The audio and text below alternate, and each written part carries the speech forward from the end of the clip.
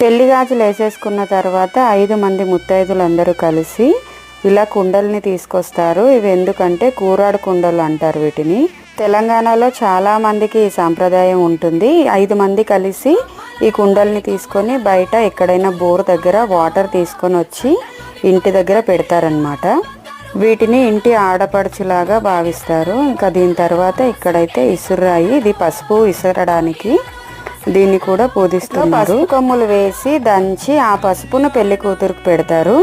ఇంకా ఇవన్నీ పూజించుకున్న తర్వాత అందరూ వెళ్ళి కుండలలో వాటర్ తీసుకొని వచ్చారు. ఇక్కడైతే ఆ కుండల్ని ఇలా లైన్గా పెట్టి వాటికి కంకణాలు కడుతున్నారు. అప్పుడే వర్షం కూడా స్టార్ట్ అయిపోయింది. ఈ వర్షం పడటం వల్ల ఇంతకుముందు పూజించారు కదా ఇసురాయి, అది కూడా తడిసిపోయి పసుపు కొమ్ములు అయితే తిరగడానికి రాలేదు. సో రాయితో దంచేశారు వాటిని. నెక్స్ట్ బ్లాగ్ వీడియోస్ మీకు నచ్చితే లైక్ చేయండి.